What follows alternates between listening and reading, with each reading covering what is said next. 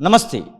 తెలంగాణ రాష్ట్రంలో అలాగే దేశవ్యాప్తంగా పార్లమెంట్ ఎలక్షన్కి సంబంధించినటువంటి హడావిడి అయితే మొదలైంది. ఇప్పటికే మొదటి దశకు సంబంధించినటువంటి పోలింగ్ కూడా పూర్తయినటువంటి పరిస్థితి. ఇక తెలంగాణ రాష్ట్రంలో మే 13వ తారీఖున పోలింగ్ అయితే జరగనుంది. ఈ రోజుతో నామినేషన్ల ప్రక్రియ కూడా పూర్తిగా వస్తుంది. ఇక ఎలా ఉండబోతుంది, అసలు తెలంగాణ రాష్ట్రంలోని ప్రజలు ఏమనుకుంటున్నారు, కాంగ్రెస్ పరిపాలనలోకి వచ్చే ఏమైనా మార్పు వచ్చిందా, అసలు ప్రజలకు అలాగే ఇక్కడ ఉన్నటువంటి విద్యార్థులకు నిరుద్యోగులకు ఎలాంటి వసతులు చేకూరాయి, ఇవన్నీ విషయాలను అడిగి తెలుసుకుందాం. మనతో పాటుగా ప్రొఫెసర్ కాసిం సార్ ఉన్నారు. సార్ నమస్తే. అసలు తెలంగాణ రాష్ట్రంలో కాంగ్రెస్ ప్రభుత్వం వచ్చింది, దాదాపు 120-130 రోజులు కావస్తా ఉంది. మధ్యలోనే ఎంపీ ఎలక్షన్కి సంబంధించిన నోటిఫికేషన్ రావడం, పాలన కొంచెం కుంటుపోవడం ఇవైతే జరుగుతూ ఉన్నటువంటి పరిస్థితి. ఇక ఎంపీ ఎలక్షన్స్ ప్రారంభమైన తర్వాత బీఆర్ఎస్ పార్టీ నుంచి కొంతమందిని తీసుకుని వాళ్ళకే టికెట్లు ఇస్తున్నటువంటి సందర్భం కనబడతా ఉంది.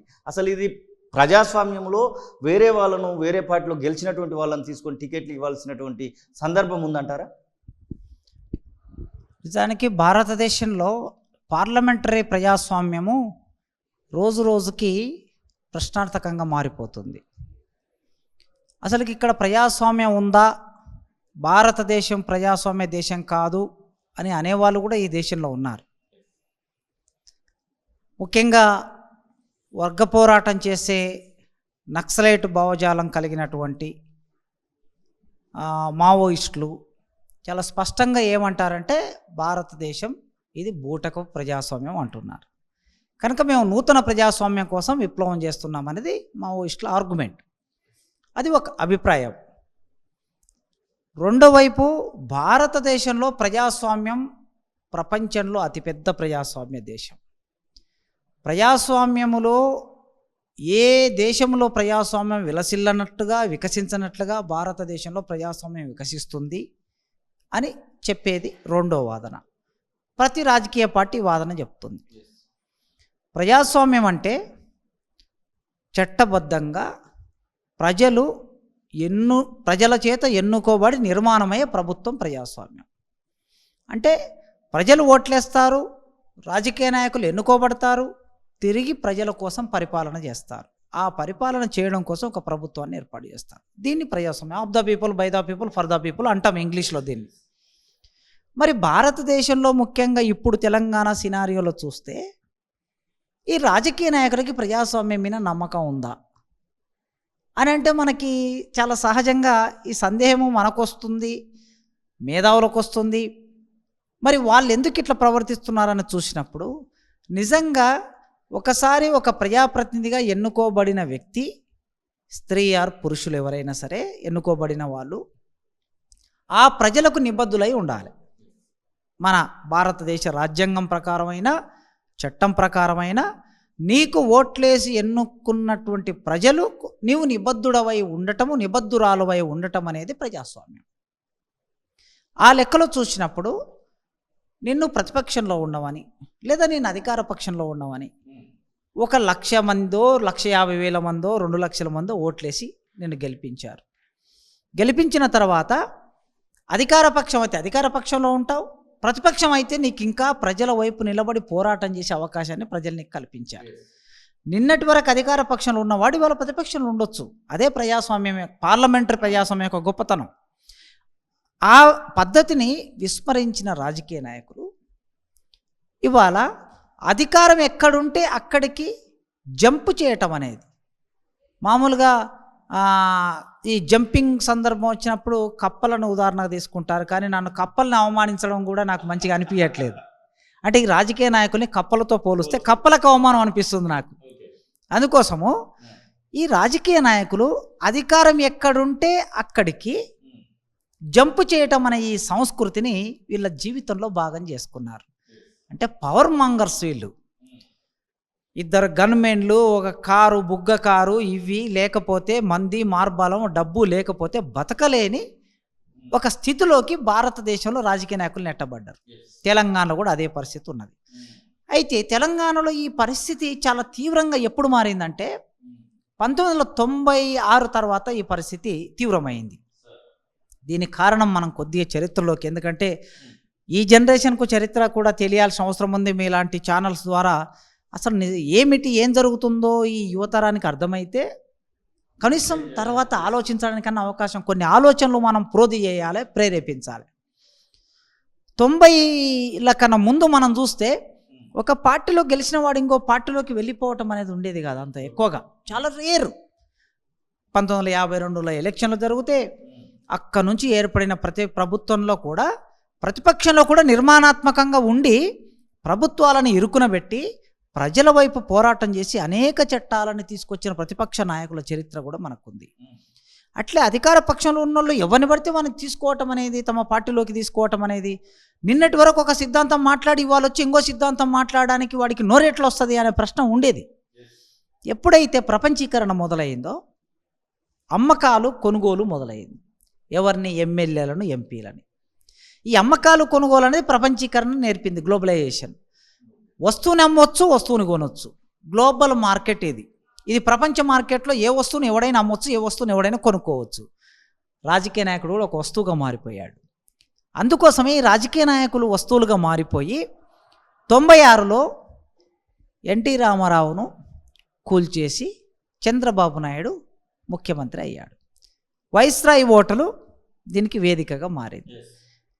ఓపెన్గా కొద్దిమంది పెట్టుబడిదారులు ప్రపంచ బ్యాంకు ఆదేశాలనుసారం చంద్రబాబు నాయుడు లాంటి ముఖ్యమంత్రి వస్తే ఇక్కడ ఆంధ్రప్రదేశ్ రాష్ట్రాన్ని ప్రపంచ బ్యాంకుకు ప్రయోగశాలగా మార్చొచ్చు, ప్రపంచ బ్యాంకు నిర్దేశిత ఆర్థిక నమూనాను అభివృద్ధి చేయొచ్చు, అట్లాంటి ఒక ముఖ్యమంత్రి మనకు అవసరం ఉంది, ఎమ్మెల్యేలను కొనేసి ఈయన ముఖ్యమంత్రి చేయండి అనే ఒక భావనని అక్కడ క్రియేట్ చేశారు. వైస్రాయ్ ఓటర్లో ఎమ్మెల్యేలందరూ చంద్రబాబు ఎన్నికలకు వెళ్ళి చంద్రబాబు ప్రచారం చేసి ఎమ్మెల్యేని గెలుచుకోలేదు కదా, అట్లా అమ్మకం మొదలైంది. సరే, చంద్రబాబు నాయుడు 2 సార్లు ముఖ్యమంత్రిగా ఉన్నాడు. తర్వాత రాజశేఖర రెడ్డి వచ్చాడు. రాజశేఖర రెడ్డి వచ్చిన తర్వాత డబ్బు ప్రవాహం ఇంకా విపరీతంగా పెరిగిపోయింది. విపరీతంగా పెరిగిపోయి టీడీపీలో ఉన్న ఎమ్మెల్యేలను, సిపిఐలో ఉన్న ఎమ్మెల్యేలను, సిపిఎంలో ఉన్న ఎమ్మెల్యేలు, రకరకాల పార్టీలో ఉన్న ఎమ్మెల్యేలను తన పార్టీలోకి తీసుకోవడం మొదలుపెట్టాడు. ఇంకా డబ్బు పెరిగింది ఎమ్మెల్యేలకి. పెరిగి ఫార్చునర్ కార్లు, అదే కాలంలో ఇన్నోవా, మెల్లగా ఫార్చునర్ కార్లు ప్రవేశిస్తున్న కాలం అది. ఒక ఎమ్మెల్యేకి ఫార్చునర్ కారులో ఒక బ్యాగ్ నిండా డబ్బులు పెట్టి దాంట్లో డిక్కీలో వేసి ఆ ఫార్చునర్ కారు ఇంటి దగ్గరికి వెళితే ఆ కారు ఎక్కి ఆ పార్టీలోకి వెళ్ళిన ఎమ్మెల్యేలు కూడా మనకున్నారు. మీడియా అట్లాంటి వాటిని కూడా బయటకు తీసుకొచ్చింది. సో అట్లా చంద్రబాబు కాలం నుంచి రాజశేఖర రెడ్డి కాలానికి వచ్చేసరికి అది చాలా వేగంగా పెరిగింది అమ్మకాలు కొనుగోలు.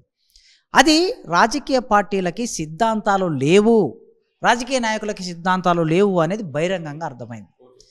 తర్వాత రాజశేఖర రెడ్డి 2009లో మళ్ళీ గెలిచిన తర్వాత తెలంగాణ ఉద్యమాన్ని దెబ్బతీయడం కోసం తెలంగాణ టీఆర్ఎస్ పార్టీలో ఉన్నటువంటి ఎమ్మెల్యేలు మొత్తం కొనుగోలు చేశాడు. ఆ అసెంబ్లీలో చాలా సందర్భాల్లో అవమానకరంగా ఈటల రాజేంద్ర గారు ప్రతిపక్ష నాయకుడిగా ఉన్న రోజుల్లో, శాసనసభ పక్ష నాయకుడిగా ఉన్న రోజుల్లో అవమానకరంగా మాట్లాడారు రాజశేఖర రెడ్డి. అట్లా మనకి అది అయిపోయిన తర్వాత సరే తెలంగాణ ఉద్యమం పీక్ స్టేజ్కి వెళ్ళిన తర్వాత నెక్స్ట్ రాష్ట్రం ఏర్పడింది. రాష్ట్రం ఏర్పడిన తర్వాత కేసీఆర్ గారు ముఖ్యమంత్రి అయ్యారు. కేసీఆర్ గారు కష్టపడి తన పార్టీ ద్వారా ఎన్నుకోబడిన ఎమ్మెల్యేలు ఆనాడు రాజశేఖర రెడ్డి అప్పనంగా ఎత్తుకెళ్ళిపోతే ఆ రోజు చాలా బాధపడి ఇది పార్టీ ఫిరాయింపులని మాట్లాడినటువంటి కేసీఆర్ గారు 2014లో గెలవగానే వరుసపెట్టి టీడీపీ నుంచి, కాంగ్రెస్ నుంచి మళ్ళీ ఎమ్మెల్యేలను ఈయన కొనడం మొదలుపెట్టాడు, పార్టీలోకి వచ్చేసారు. తర్వాత నెక్స్ట్ మళ్ళీ 2018లో గెలిచిన తర్వాత ఇంకా ఎక్కువగా కాంగ్రెస్ పార్టీని మొత్తం ఒక ప్రధాన ప్రతిపక్షం, పెద్ద ప్రతిపక్షం ఉంటేనే నీ యొక్క గొప్పతనం ఏదో బయటపడుతుంది. ముఖ్యమంత్రి గొప్పతనం ఎప్పుడు బయటపడుతుంది అంటే ఒక 40 మంది 50 మంది అసెంబ్లీలో కూర్చుంటే, నువ్వు ఒక 60-70 మందితో నీవు కూర్చుంటే, నువ్వు మాట్లాడే మాటలకు అవతల ఎమ్మెల్యేలు నీ ఎమ్మెల్యేలకు వాళ్ళ ఎమ్మెల్యేలకు జరిగే ఆర్గ్యుమెంట్ ద్వారా ప్రజాస్వామ్యం వికసిస్తుంది. ఆర్గ్యుమెంట్ లేకుండా, చర్చనే లేకుండా అతలు వాళ్ళ మొత్తం ఖాళీ చేస్తే వాళ్ళకు బలమే లేకుండా బలవంతంగా అసెంబ్లీ నుంచి బయటకు పంపించి చట్టాలను రూపొందించుకునే పద్ధతి అనేది ఇక్కడ రాష్ట్రంలో మెల్లగా మొదలుపెట్టారు. కేంద్రంలో నరేంద్ర మోడీ గారు ఇంకెంత స్థాయికి వెళ్ళిపోయారంటే, ఈ దేశ ప్రధానమంత్రి గారు ఎన్నుకోబడిన రాష్ట్ర ప్రభుత్వాలని అప్పనంగా కూలగొట్టి మధ్యప్రదేశ్ కానీ, లేదా మహారాష్ట్ర కానీ, లేదా తమిళనాడు కానీ, హిమాచల్ ప్రదేశ్, చాలా చిన్న రాష్ట్రాల్లో కూడా చూసాం. మొత్తం టోకుగా 10 మంది 20 మంది 30 మంది 50 మంది ఎమ్మెల్యేలను కొనుక్కునే పరిస్థితిని కేంద్రంలో ఆయన మొదలుపెట్టాడు, రాష్ట్రంలో వీళ్ళు మొదలుపెట్టాడు. ఇది ఒక వాతావరణం మనం చూస్తున్నాం. ఇవాళ కేసీఆర్ గారు 2018 నుంచి మొన్న 2023 వరకు ముఖ్యమంత్రి ఉన్నారు. 2014 నుంచి 2023 వరకు. ఈ కాలంలో చాలామందిని టీడీపీ కాంగ్రెస్ నుంచి ఆయన పార్టీలోకి వచ్చారు. వచ్చినప్పుడు ప్రతిపక్ష పార్టీ నాయకుడిగా ఉన్నటువంటి కాంగ్రెస్ పార్టీ నాయకుడిగా ఉన్నటువంటి రేవంత్ రెడ్డి గారు ఒక పార్టీలో గెలిచి మరో పార్టీలోకి వెళ్ళినటువంటి వాడిని ప్రజలారా రాళ్లతో కొట్టండి అని ఆయన పిలిపించాడు. చాలా మంచి పిలుపు, మంచి నినాదం. ఎవడైనా సరే ప్రజల చేత ఎన్నుకోబడిన వాడు నేను పలానా పార్టీలో కోతాని నువ్వు మళ్ళీ ప్రజల దగ్గరికి వచ్చే అభిప్రాయం సేకరించావా?